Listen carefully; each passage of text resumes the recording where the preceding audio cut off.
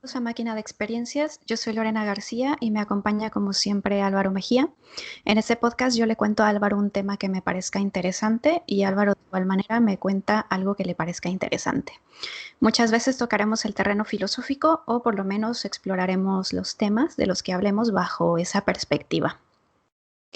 Nos hemos dado cuenta de que muchos de los temas de los que hablamos en este podcast parecen terreno más bien de la psicología, ¿no? Álvaro y yo lo Sí, hablábamos el otro día y creo que es porque son temas que al final tienen que ver con lo mental.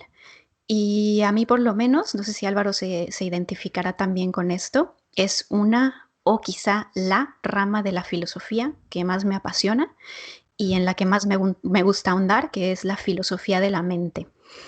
Seguramente tendremos un episodio dedicado solamente al problema duro de la conciencia, a qué tiene que decirnos la inteligencia artificial acerca de cómo funciona la mente, si tiene sentido hablar de mente, o más bien siempre deberíamos hablar del cerebro, cosas por el estilo, ¿no? Pero bueno, hoy siguiendo con esta tendencia de hablar sobre lo mental, quiero hablaros de un fenómeno psicológico que son las ilusiones positivas. Las ilusiones positivas son patrones de pensamiento, son actitudes, expectativas, creencias favorecedoras, no realistas, que tenemos acerca de nosotros, de otros y de la realidad en la que vivimos. Es una forma de autoengaño que nos hace sentir bien con nosotros, con otras personas y con el mundo que nos rodea. Usualmente cuando se habla de este tema se suelen citar a Taylor and Brown, que en los 80s, casi 90s, escribieron un artículo acerca de cómo en el discurso tradicional de la salud mental se presenta el realismo como un efecto, perdón, como un elemento esencial, es decir, el poder tener una visión certera, realista del mundo, de nuestra realidad, pero estos psicólogos en este artículo ponen sobre la mesa investigaciones que sugieren que las ilusiones positivas, estas visiones no realistas del mundo, están presentes en el proceso normal del pensamiento de las personas. Es decir, que la norma sería el optimismo no realista y no el realismo. Y que entonces sería importante entender el papel cognitivo y social de las ilusiones positivas y preguntarnos si cuando hablamos de salud mental, más bien el criterio sería mantener cierto nivel de optimismo en lugar de intentar favorecer o buscar que se tenga una visión realista del mundo. Estos psicólogos se centraron en definir tres tipos de ilusiones positivas: las que tienes hacia ti mismo, las que tienes hacia el futuro y la ilusión de control. La primera tiene que ver con atribuirnos a nosotros mismos, por ejemplo, más cualidades positivas que negativas, o ver en nosotros más cualidades positivas de las que vemos en los demás. Se han hecho estudios en los que se le ha preguntado a la gente, comparándote con el resto de las personas que conoces, ¿qué tan inteligente consideras que eres? Y claro que hay quienes se consideran menos inteligentes y claro que hay quienes se dicen considerarse igual de inteligentes que el resto de las personas que conocen. Pero la mayoría de las personas responden que creen que ellos son más inteligentes que sus conocidos o que el resto de las personas. A esto se le llama en inglés the better than average effect, el efecto de sentirte por encima de la media, el creerte que tú perteneces al grupo que está por encima de la media, pero lo curioso es que la mayoría nos creemos que somos parte de ese grupo, ¿no? En inteligencia o en otras cualidades, nos creemos que comparándonos con los demás, nosotros somos mejores conduciendo un coche, que tenemos un criterio más objetivo, que somos más justos, que somos más flexibles que los demás, etcétera. También se ha encontrado que la gente suele pensar que su memoria es mejor que la de sus conocidos. ¿Os acordáis de cuando hablábamos de la reconsolidación de la memoria y de cómo pensamos que nuestros recuerdos son súper confiables, pero no lo son? Pues también nos ocurre que si recordamos algo de manera distinta a otros, tendemos a pensar que somos nosotros los que lo hemos recordado bien, ¿no? Que nuestra habilidad de recordar es mejor que la del resto de personas que conocemos. Y bueno, repito, digo casi todos porque seguramente habrá alguien que su memoria será más bien mala y quizás será muy consciente de ello y confiará más en cómo lo recuerda el otro. Pero en general la tendencia es lo contrario. La segunda ilusión positiva tiene que ver con una ilusión de control, cuando creemos que podemos manipular cosas externas que no dependen de nosotros, cuando preferimos hacer nosotros esa tirada de dados en un juego de mesa en lugar de que lo haga el otro, como si así la suerte fuera a estar de nuestro lado o nosotros pudiéramos influir de alguna manera en esa tirada para que sea favorecedora. O como cuando solo estamos tranquilos siendo nosotros el que conduce y no siendo pasajeros, aunque no haya ninguna razón por la cual pensar que el otro conduce mal o que nosotros conducimos mejor que esa persona.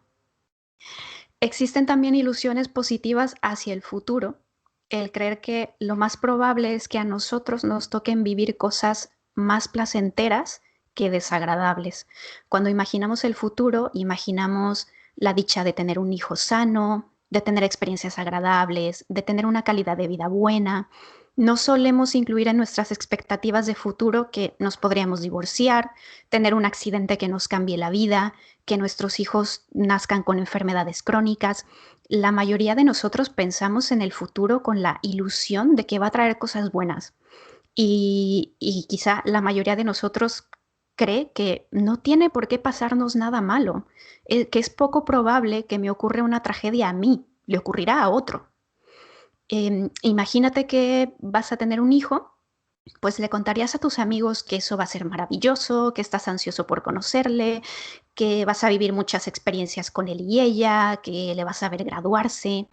Y si alguien te dijera, bueno, Álvaro, igual y no llegas a verlo graduarse, o bueno, sí, siempre y cuando en su vida todo vaya bien y no se muera joven, pues pensaríamos que, pero ¿por qué tendría que pasarme eso a mí, no? No, eso no tiene por qué pasar, no, no hay que ser pesimistas. Cuando realmente imaginarte las cosas negativas que podrían ocurrirte en la vida no es descabellado tampoco, ¿no? No tiene que ser pesimista necesariamente. En cambio, cuando la gente solo tiene expectativas optimistas del futuro, nos parece perfectamente normal y creemos que está siendo realista, como si lo realista fuera que todo nos fuera bien en la vida. Cuando eso es ser optimista, y el optimismo también es una manera distorsionada de ver la realidad, pero quizá es la versión de la realidad que nos beneficia tener a los seres humanos. Y precisamente hay una controversia en cuanto a qué tan beneficioso es tener estas ilusiones positivas y si es esto una ventaja adaptativa. Se cree que las ilusiones positivas nos ayudan a seguir adelante, a motivarnos a buscar el éxito, aunque tengamos muchos fracasos. Esta idea de que el que persevera alcanza, ¿no? A lidiar con situaciones estresantes, a tener una buena autoestima. Y es aquí justamente donde se conecta este fenómeno con la salud mental. Por un lado, porque hay un factor subjetivo en la salud mental, entre otras cosas es importante el cómo te sientes tú contigo mismo y tu realidad, qué tan capaz te ves de disfrutar la vida. Y parece ser que las ilusiones positivas contribuyen a mantener este elemento de bienestar que es subjetivo. Las personas cuando tenemos ilusiones positivas nos sentimos que somos capaces de ser muy felices, tenemos más esperanza ante lo que pueda pasar en el futuro. Mencioné antes lo de que hay un debate acerca de si es una ventaja adaptativa, por ejemplo. Se ha encontrado que las ilusiones positivas le sirven mucho a la gente que pasa por eventos traumáticos. Les ayuda a mantener la esperanza en situaciones que están completamente fuera de su control y aunque las probabilidades vayan en su contra.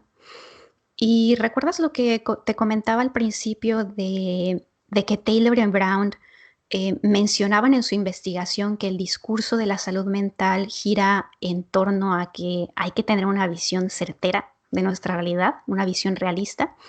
Pues, ¿qué pasa si encontramos que la norma en el pensamiento humano no es una visión equilibrada, realista del mundo, sino una visión distorsionadamente optimista, digámosle así?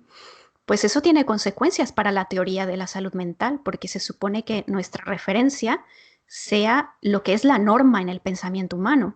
Si la norma no es lo que pensábamos que era, pues quizá habría que replantearnos cosas y entender que para que una persona tenga buena salud mental no es necesario que vea las cosas con realismo, sino quizá es bueno que mantenga cierto nivel de autoengaño. Eso puede ser muy sano.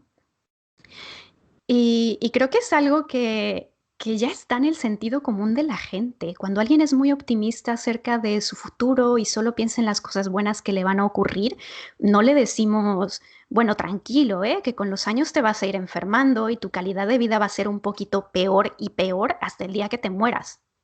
No le decimos eso, ¿no? Ser optimista se ve como algo que no le hace daño a nadie y que además es incluso deseable, ¿no?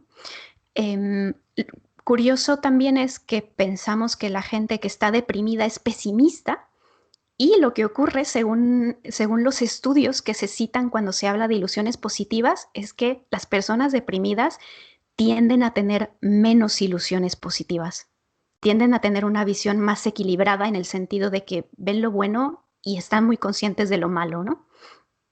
Qué Perdón, es que me choca bastante esta cuestión que mencionas Ujú. acerca de que la norma en la salud mental es una especie de visión distorsionada hacia el lado positivo. Es sumamente chocante esto, porque esto explica un montón de cosas, que a nosotros mismos nos choque de repente percibir personas o conocer personas o convivir con personas que no cumplen con estas características de la media, de la visión distorsionada hacia el lado positivo de las cosas, que te dicen, bueno, pues es que te plantean escenarios de repente más negativos que el resto de las personas. Y pues comienza a haber juicios al respecto, ¿no? Esta persona seguramente no está bien, esta persona seguramente está deprimida o seguramente está mal, pues, pues es que así no funciona, ¿no? Y es algo bastante que te choca porque vaya, entonces la percepción del resto de las personas es distorsionada en el sentido positivo y eso no del todo está bien. Es interesante eso que dices, Álvaro, porque yo también lo pienso. Es decir, yo pienso que em, en el discurso de la salud mental, en la visión tradicional, se enfatiza este hecho de que es muy importante para la salud mental el tener una visión certera de la realidad, el ser capaz de ver lo bueno y lo malo, ser realista, pero yo también tengo mis dudas en que en la práctica sea así. Yo creo que en la práctica se suele favorecer o se suele incentivar más bien un optimismo. Sí. Y creo que puede estar muy relacionado con esto, con que realmente parece ser que la norma en el pensamiento humano es que la mayoría de las personas o que todos tendamos un poco más a tener esa visión distorsionada hacia el optimismo y creemos que eso es realismo, ¿no? Sí, Eh, y vemos que la gente se casa y nunca se plantean parámetros de divorcio, cuáles son los porcentajes de separaciones o cuestiones que ocurren, o sea, que no estamos planteando un escenario pesimista, sino un escenario realista y esas cosas no ocurren. La gente se casa emocionada, realmente emocionada porque pues su visión del futuro es positiva, es que le va a ir muy bien, que van a triunfar en la vida, que su matrimonio va a ser perfecto y esto con el matrimonio, con un montón de cosas, también con la gente que entra a la universidad, con la gente que inicia un nuevo trabajo. Entonces, híjole, creo que puede ser incluso un sesgo. mm, exactamente. Y además aquí viene un giro. Intuitivamente nos parece que el optimismo es deseable, que no le hace daño a nadie, que es incluso deseable, pero sí que tiene su lado negativo, como todo. Las ilusiones positivas pueden ser beneficiosas cuando se dan a un nivel modesto, pero dañinas cuando se dan a un nivel alto. Por ejemplo, las ilusiones positivas están muy, muy presentes en la gente a la que le gusta apostar. Una persona podría perfectamente arriesgarse demasiado haciendo una apuesta por dinero, por ejemplo, dejándose llevar por este optimismo excesivo, por la creencia de que la suerte existe y que estará de su lado, o una ilusión de control, de que siendo una persona muy inteligente por encima de la media, porque la mayoría nos creemos por encima de la media, pues tendrá mejores intuiciones y resultará el ganador, ¿no? su apuesta será la buena. Además, puede costarnos relaciones interpersonales si se dan en exceso. Nos gusta la gente optimista, pero no nos gusta la gente narcisista.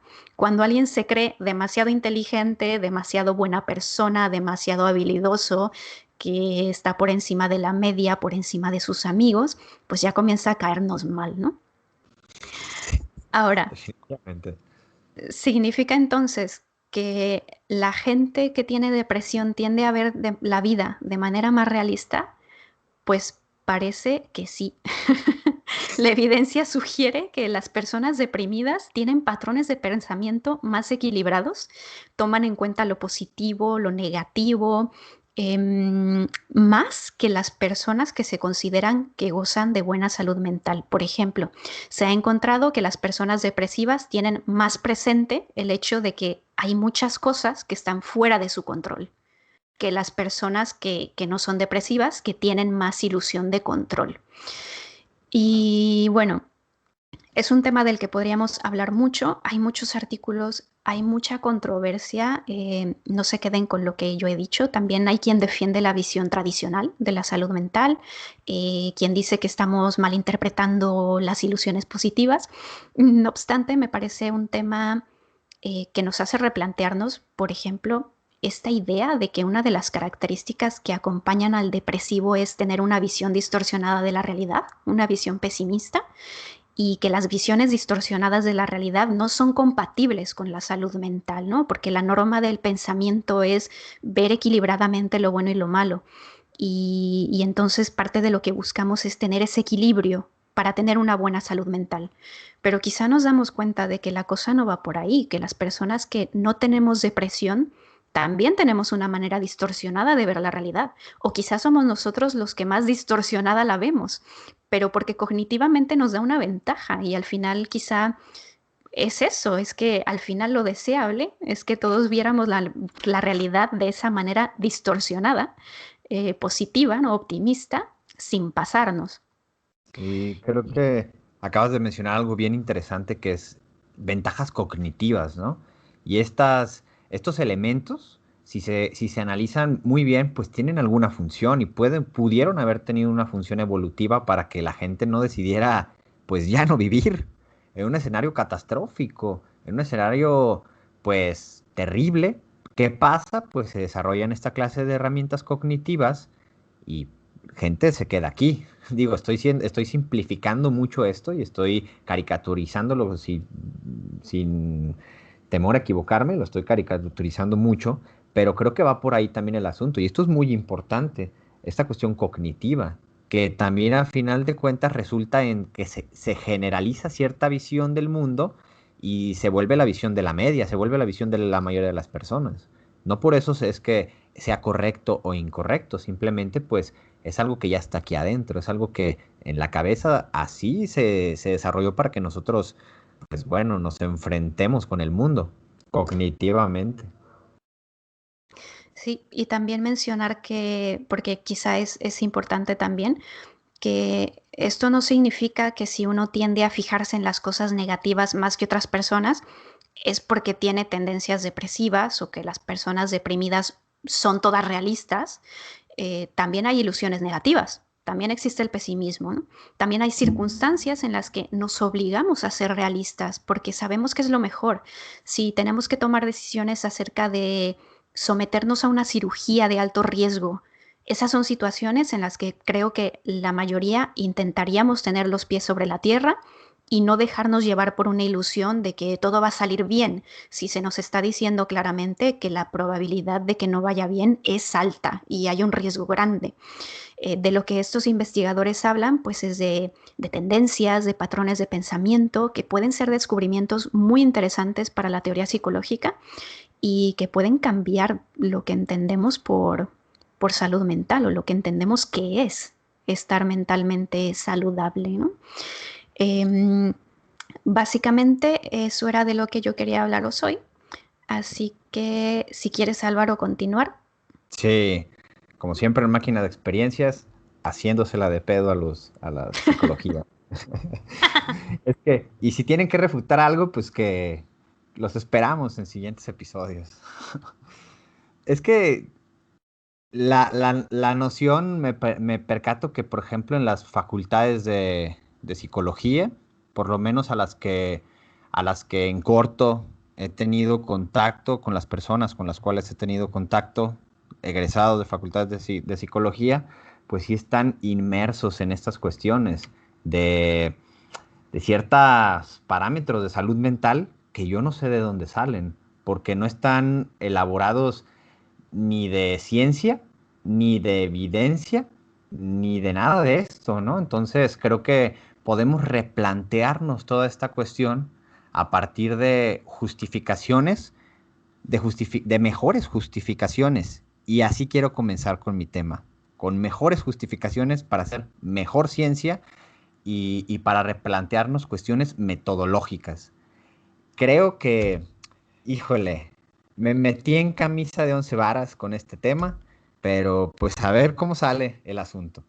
El tema que quería desde hace ya semanas, porque Máquina de Experiencias para mí es un lugar donde yo puedo venir a contar algo que me emociona bastante, aunque no sepa tanto al respecto, pero que quiero hablar de ello y quiero que ustedes también se emocionen junto conmigo. Y algo que me emociona bastante es los problemas contemporáneos de la filosofía. Uno de los problemas que más me asombró cuando yo tuve la oportunidad de conocerlo es los problemas Gettier. Es un problema epistemológico del conocimiento y es un de Edmund Gettier en 1963 publicó un artículo de 5 páginas, bueno, según la edición, 5 o 4 páginas, hay ediciones de 3 páginas, pero el chiste es que es un texto bastante corto para ser un texto de filosofía. Cortito, cortito, y que cimbró los pilares de lo que entendemos que es el conocimiento.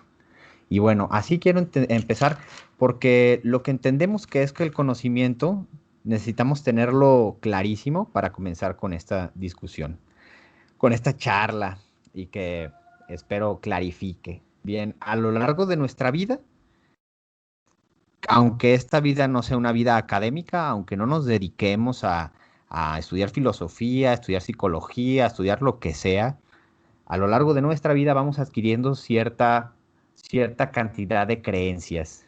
Estas creencias son con las cuales nos desenvolvemos en el mundo, con las cuales convivimos, creamos una narrativa en la cual nos desenvolvemos. No todas estas creencias son verdaderas.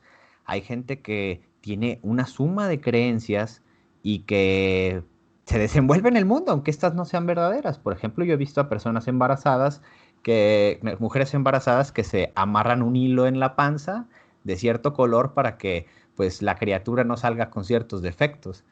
Esa es una creencia, aunque no es una creencia verdadera, pues su narrativa del mundo así lo justifica y se desenvuelve por la vida con estas creencias que no son verdaderas. No pasa nada, no tiene nada de malo, simplemente pues uno le da risa, ¿no? Ah, aunque estas creencias no sean verdaderas y la gente de todo modo se desenvuelva con el mundo con ellas, tenemos que tener claro que para que una creencia trascienda aún más, y se convierta en conocimiento, tiene que tener ciertos elementos. No solamente tenemos que creer en ella, tiene que estar justificada. Pero la justificación, y este es el punto clave, tiene que ser una justificación con ciertas particularidades para que esta creencia que está justificada sea conocimiento. Y entonces podamos decir, tenemos certeza de que los objetos cuando son tirados van a caer al piso. ¿Por qué? Por una serie de mecanismos que funcionan con las fuerzas del universo, que hacen que los cuerpos sean atraídos por cuerpos más grandes, en este caso la Tierra, y bueno, se describe mecánicamente este movimiento, y aquí ya no estamos hablando de una creencia, simplemente estamos hablando de un hecho, y esto es un conocimiento. Lo justificamos, podemos explicarlo y tiene particularidades epistémicas que puede ser replicado y puede ser parte de una teoría más grande que explica más cosas. Bien, podemos creer también no porque algo sea académico, tampoco es conocimiento. El conocimiento no sale de las academias. Yo he visto en academias gente que le gusta eh, Freud, Lacan y otras cosas, y eso no es conocimiento, ¿no? También es igual que el tarot y que mm, otras cosas, pero pues, no, esa producción de creencias no es conocimiento, simplemente es una producción de creencias, justificadas en su cabeza para algunos, pero no son conocimiento. Está muy bien que crean en esas cosas, pero no es conocimiento. No cumple con una justificación. Bien. Estos sistemas teóricos no tienen evidencias suficientes, por lo tanto, no tienen una fundamentación y ni siquiera forman parte de una especie de justificación por azar. ¿A qué voy con esto de justificación por azar? Voy a ir a ello más adelante porque este es un punto clave. Cuando alguien describe una creencia que sí se justifica, pero que esta justificación está basada en suerte, aquí ya hay que prender los focos rojos. ¿Es conocimiento esto? ¿No es conocimiento? Y bueno, más adelante vamos a ir a ello porque este precisamente es el punto clave de los problemas Gettier. ¿Cómo concebimos conocimiento en la filosofía? ¿Qué es el conocimiento? Una de las concepciones clásicas y que se ha trabajado todo el tiempo y que aún en la actualidad cuando llego a tener alumnos, se las transmito esta definición porque creo que es muy sencilla, es muy concreta, es muy ilustrativa, incluso pedagógica, es la definición que Platón da en el Teteto. Y es la de el conocimiento es una creencia verdadera y justificada. Tiene que tener estas características necesarias y suficientes para que el conocimiento sea conocimiento. ¿Por qué es importante el conocimiento? Porque sin el conocimiento no mandamos al hombre a la luna, no tendríamos estos medios con los cuales nos estamos conectando, haciendo este podcast. Y bueno, todo esto, a pesar de que suene quizá muy abstracto, es el resultado de un conocimiento fundamentado. Pensemos y coloquémoslo en forma de premisas. Ah, n- Premisa número uno, Newton cree que tiene una manzana. Premisa número dos, es verdad que Newton tiene esa manzana, es verdad, la tiene en la mano, la está tocando.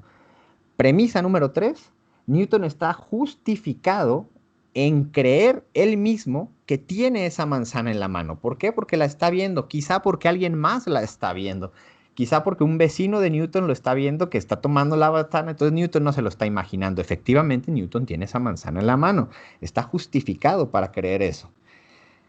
Sin embargo, a pesar de que a lo largo de la filosofía, esta definición de conocimiento como una creencia verdadera y justificada ha sido la clave para la construcción de un montón de cosas mm, ¿cómo decirlo? Como de entramados teóricos, que esta definición ha sido la amalgama de la producción científica. Sin embargo, Getty en el 63 hace una serie de aseveraciones bien complejas, teóricamente hablando, pero también muy escandalosas para el mundo de la filosofía, porque él dice que esta definición de conocimiento como creencia verdadera y justificada no tiene ni las condiciones necesarias ni suficientes. El conocimiento no es así. ¿Qué pasa? Y él da ejemplos bien paradigmáticos, bien eh, famosos en la filosofía.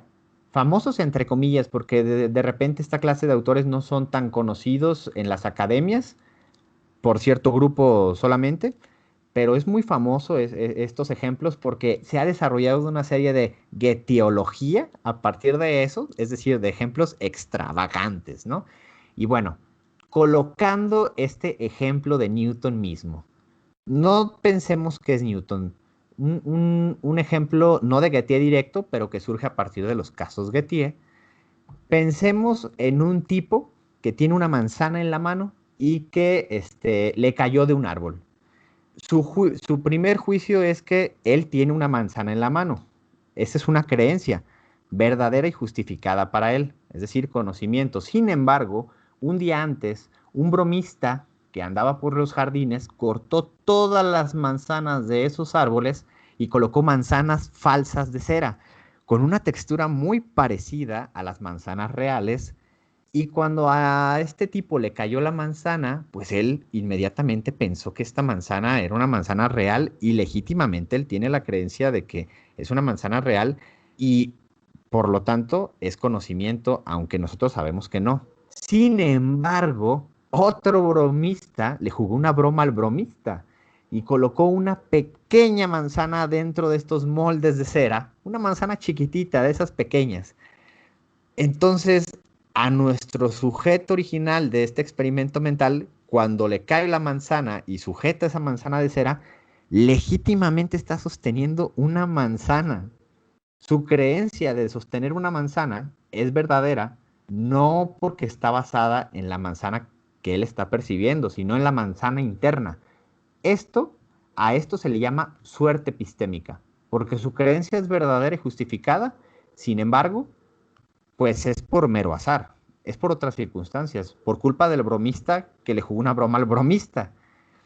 Entiendo la complejidad y quizá la extravagancia de esta clase de ejemplos, pero lo que intentan hacer es poner en tensión la definición clásica de conocimiento. Si nuestra justificación no tiene un sustento claro, si nuestra justificación, en este caso, el tipo que cree que tiene la manzana, si su justificación de verla no es suficiente, entonces debemos de replantearnos un montón de cosas. Replantearnos el hecho de cómo producimos conocimiento y si todo lo que concebimos como conocimiento es conocimiento de verdad. Juega un papel muy importante la cuestión de la suerte epistémica, más de lo que pensamos en la ciencia. Cuando en la actualidad nosotros hacemos juicios hacia atrás en la ciencia y decimos, Giordano Bruno fue un tipo inteligentísimo, él ya tenía una concepción del universo mucho más fina que el resto de los observadores del cielo, porque él pensaba que el universo era infinito y la cantidad de mundos que habitaban en el universo era infinita y que había cientos o quizá miles de millones de sistemas solares y que en esos sistemas solares había mundos como el nuestro, entonces que Dios era el Dios de todos esos sistemas. Pues sí, esto suena muy bonito, pero estamos haciendo un juicio anacrónico acerca de lo que nosotros creemos que sí era conocimiento para Giordano Bruno.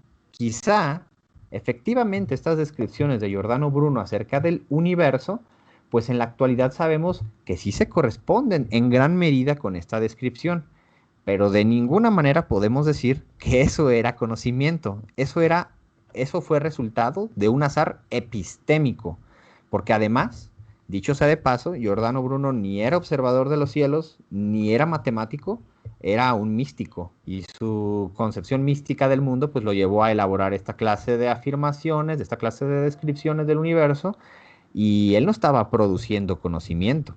Producir conocimiento no se trata simplemente de sentarte, especular acerca del mundo y esperar que tus descripciones del mundo coincidan con él.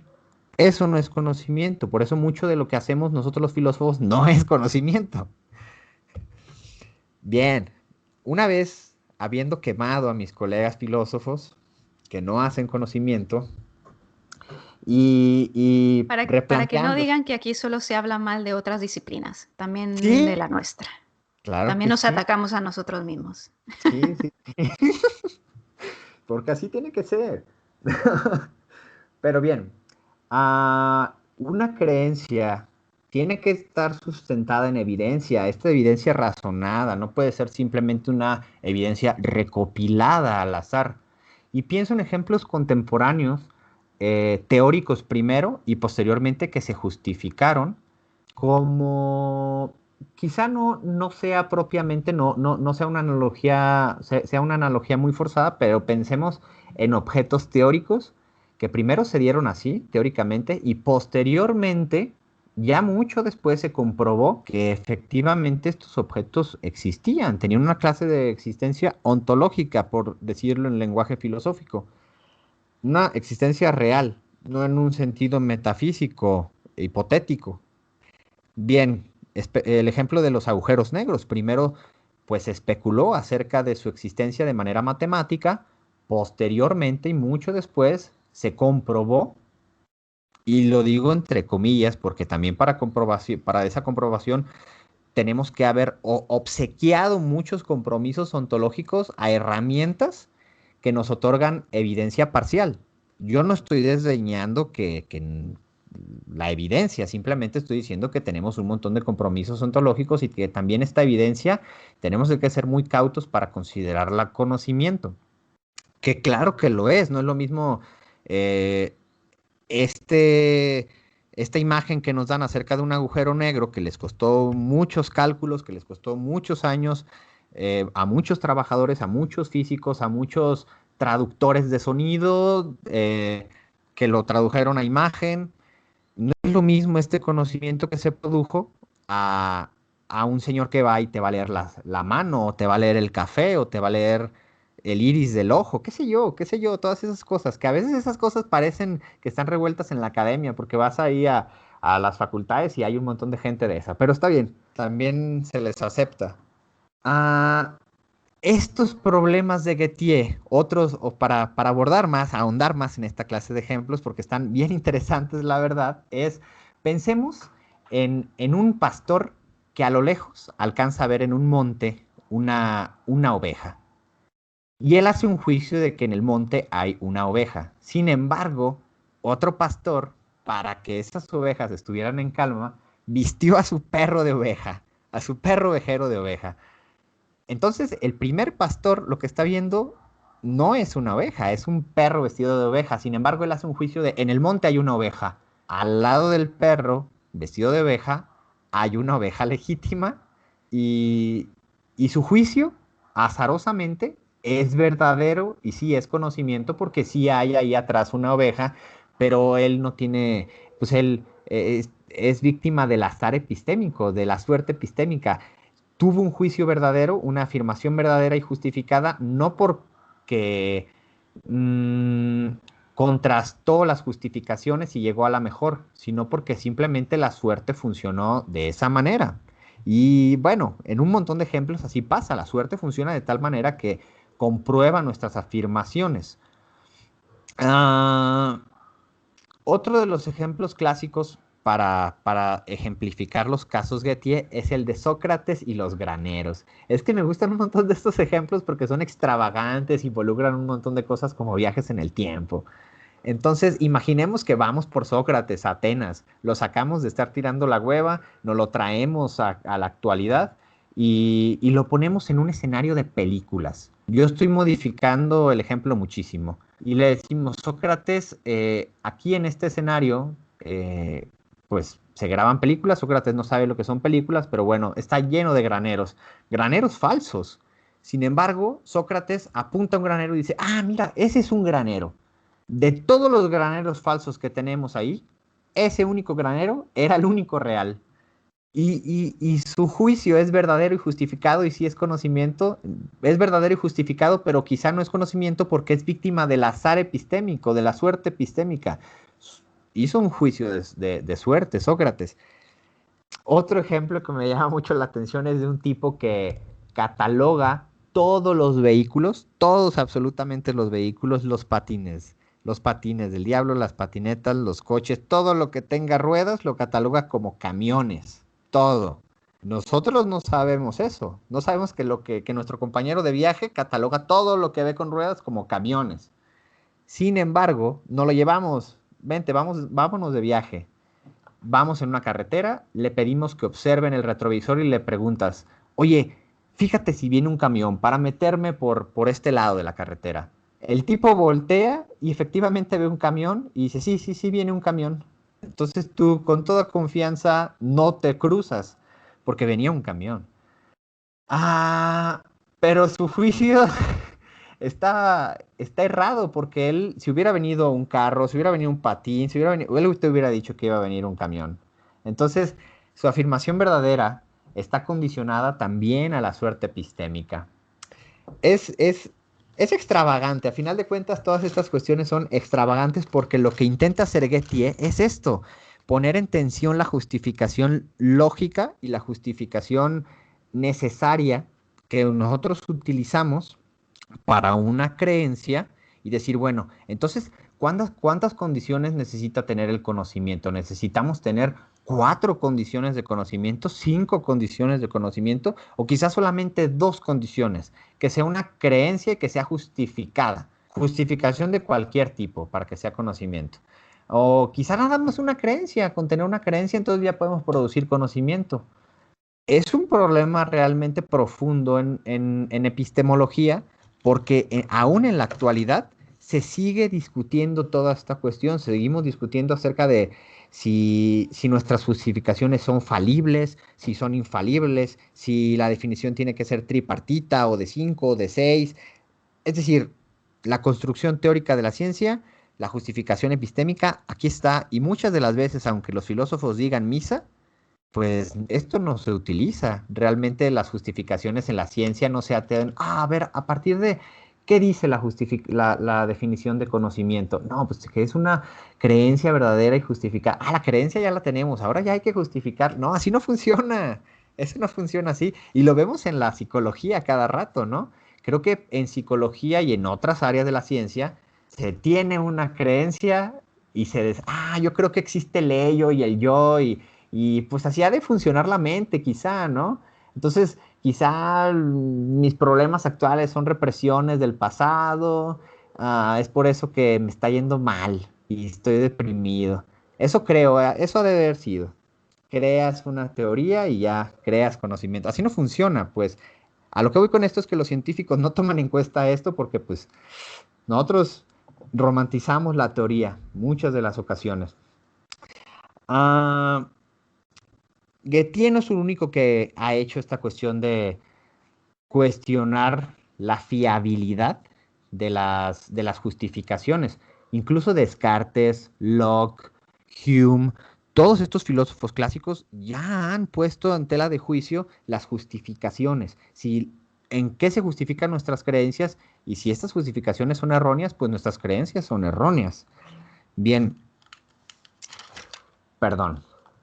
Hay un ejemplo que me gusta un montón y que le comentaba a Lorena cuando estaba intentando describir esto, y es el ejemplo de una película del Rey León, que Lorena viene muy a modo para este ejemplo, y hay una parte en la que Timón, Pumba y Simba están tirados viendo el cielo, y están en la noche, y están los puntos de las estrellas, y se preguntan, ¿qué son esos puntos?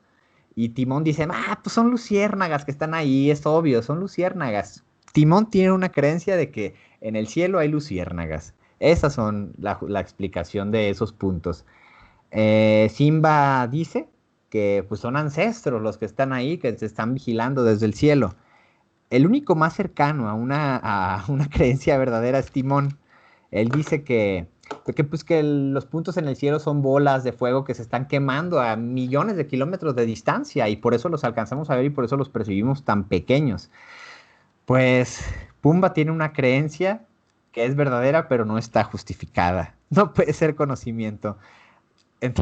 Entonces, en epistemología, en esta área de la filosofía, pues así funciona la construcción del conocimiento, así funciona la justificación del conocimiento y cómo, a partir de esto, podemos crear cimientos más fuertes para que la ciencia funcione. Hay unas posturas que se derivan de esto, que también son epistémicas, como el fundacionalismo y que sirve bastante en la ciencia. El fundacionalismo, sin temor a, más bien teniendo miedo a equivocarme con esta palabra, es utilizar elementos teóricos bases para la construcción de una teoría científica. Un elemento tan necesario que si lo quitamos, nuestra teoría ya no funciona. Un ejemplo claro es el espacio absoluto en Newton. Si nosotros quitamos el elemento del espacio absoluto en Newton, toda la física newtoniana se va al diablo. No funciona. Necesita tener este elemento. Y a pesar de que es incomprobable, es metafísico y es sumamente teológico, se necesita para la creación del conocimiento newtoniano. Otra clase de postura epistémica es el convencionalismo.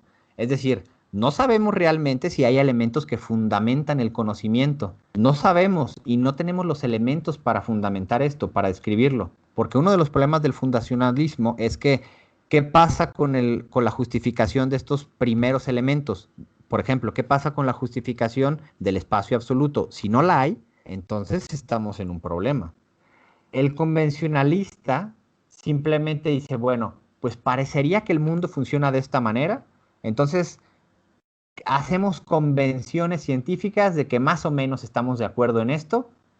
Es una noción muy práctica, es una función que valga la redundancia, funciona y creo que es la más usada actualmente, una postura epistémica convencionalista. Funciona a partir de convenciones y esto no significa que no sea fiable. Simplemente, pues es lo que tenemos, son las herramientas que nos ayudan a construir la ciencia. También el instrumentalismo, a partir de instrumentos que nos proporcionan información nueva, aunque no sabemos qué tan fiable sea esta información, pues construimos un entramado teórico acerca de la realidad del mundo. Lo justificamos de esta manera. Estas nociones epistémicas podremos encontrarlas en un montón de áreas en la ciencia.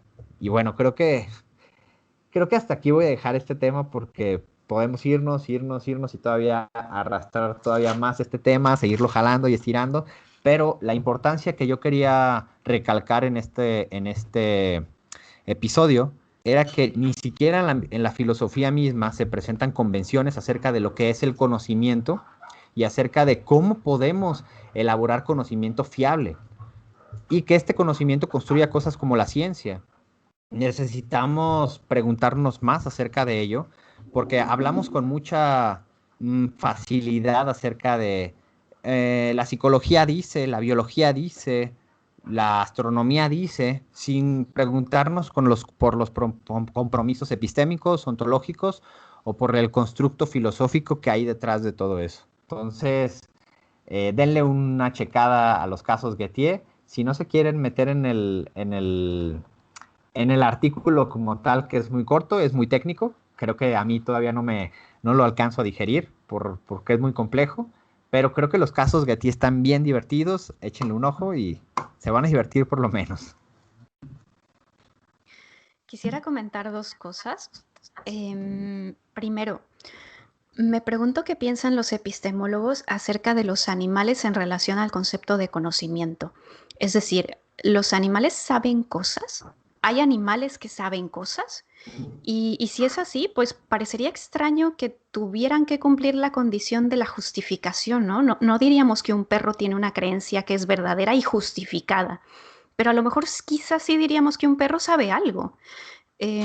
No sé, la verdad es que todo esto del análisis tripartita del conocimiento y los casos Gettier es una cosa que si lo leen seguramente los hará dudar de sus conceptos más que darles claridad, pero eso pasa muchas veces en la filosofía, eso no es nuevo.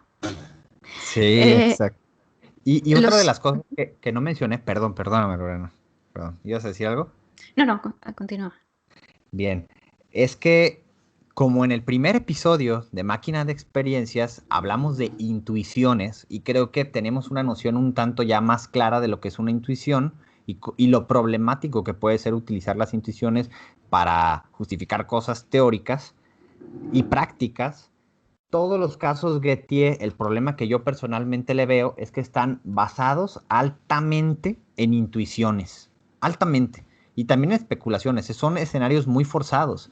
Estos ejemplos que les mencioné y más que están en los casos Gettier son problemáticos, incluso tienes que volver a leerlos una o dos veces. Ay, ¿qué está pasando? Ah, ya entendí el caso Gettier de aquí, problema. Entonces, el problema de creer en intuiciones, de fiarnos en las intuiciones, es complicado también. Escuchen el episodio número 1 de Máquina de Experiencias. Estoy totalmente de acuerdo. De hecho, los casos que da Gettier, y esto es lo segundo que quería comentar, em, parecen, tú lo has dicho, ¿no? Extravagantes. Pueden parecer demasiado rebuscados, muy chocantes en este sentido. Son experimentos mentales muy raros, muy lejos de lo que podría pasar en la realidad. Y eso que hay experimentos mentales que parecen ciencia ficción, pero en los casos Gettier pasan cosas de verdad muy extrañas. Sí, Y bueno, es cierto que al final lo que hacen es enfrentarnos a la concepción tradicional de conocimiento de una manera que nos hace darnos cuenta, entre comillas, de que las tres condiciones que tenga que ser una creencia verdadera y justificada no son condiciones suficientes, porque podría darse el caso de que aún así algo no se pueda llamar conocimiento, ¿no? O intuitivamente algo nos dice que no sería conocimiento. Y he dicho entre comillas antes porque personalmente no estoy segura de si me convencen sus ejemplos.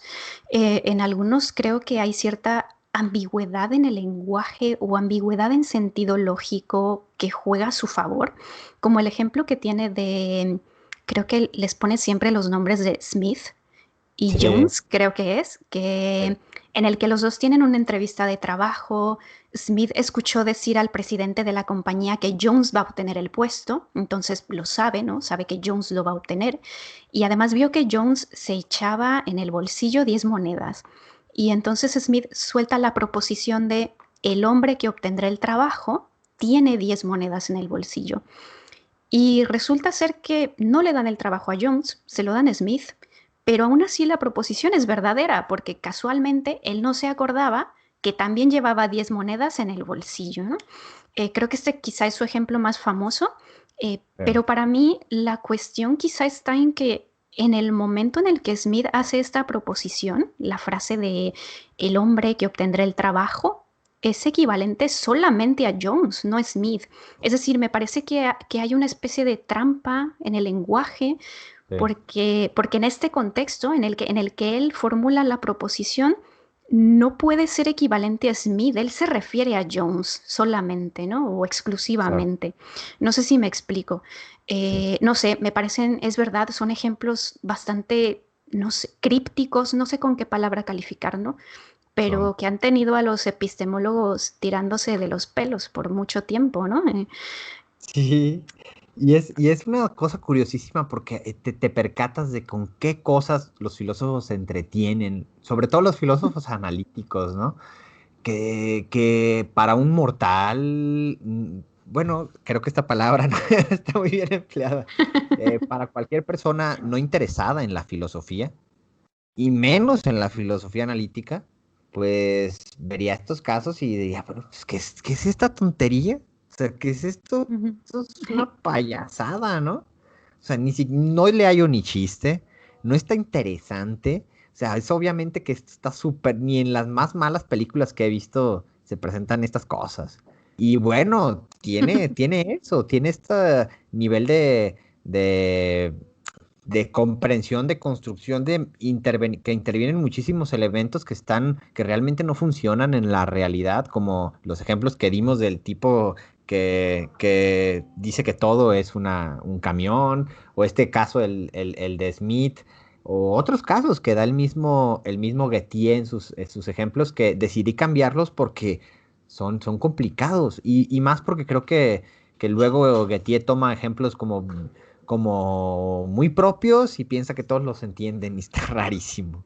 De fútbol, también utiliza de fútbol pero bueno, el chiste es eso. De todos modos, a final de cuentas, creo que lo que nos queda es sí poner a tela de juicio esta clase de cosas bien dadas, como es una definición tripartita de conocimiento. Y también colocar ahí en el panorama lo importante que fueron los filósofos clásicos como Platón, ¿no? Que seguimos utilizando definiciones como esa de conocimiento. Entonces, bueno, Y bueno, y lo que mencionabas, que ante este problema, pues habría por lo menos, se me ocurren tres maneras de responder al planteamiento, ¿no? O fortaleciendo la condición de justificación para que no cualquier cosa como un espejismo, una apariencia pueda ser una justificación válida, o añadiendo una cuarta condición al análisis de conocimiento, o quizá cambiando la condición de justificación por otra cosa, ¿no? sí, Sería interesante profundizar más acerca de lo que los epistemólogos modernos están haciendo con el problema de Gettier, porque a mí me parece un tema muy difícil. Yo me siento bastante perdida entre lo que ya mencioné antes, un escepticismo hacia sus ejemplos que no me convencen del todo. Y por otro lado, que si el señor tiene razón, pues no se me ocurre cómo se podría adaptar el análisis de conocimiento tradicional para dejar fuera o abrazar los casos de Gettier de una manera que sea consistente con el análisis mismo, ¿no?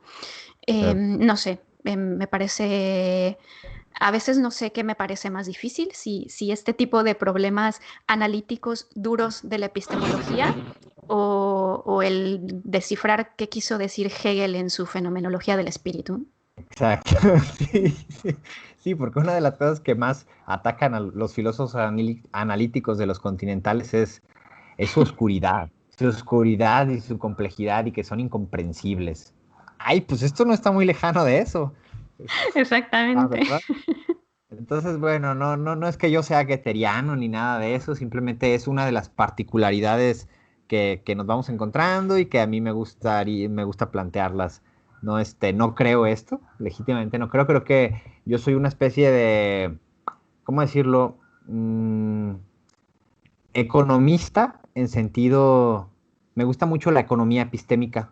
Ujú, Creo que los elementos, podemos traducir el conocimiento en elementos simples, en elementos básicos, pero no por eso poco poderosos. Mientras más elementos coloquemos en una teoría epistémica, más compromisos de comprobación adquirimos. ujú, Entonces, hay que ser muy cuidadosos con eso. Digo, se vale cambiar de postura, ¿no? Pero nunca, nunca, nunca ujú. hacerte hegeliano, heideggeriano. Eso no. Me gusta, Yes. creo que estoy de acuerdo con esa postura. Bueno, creo que ha llegado el momento de cerrar por hoy. Como siempre, ha sido un tema muy interesante, Álvaro. Esperamos que hayan disfrutado de este episodio número 6. Si os gusta el podcast, pueden seguirnos en la página de Facebook de Máquina de Experiencias y recordarles que el podcast está disponible en Apple Podcasts, iVoox, Spotify, YouTube y Google Podcast, donde quieran. Gracias por escucharnos y nos vemos en el próximo episodio. Hasta pronto.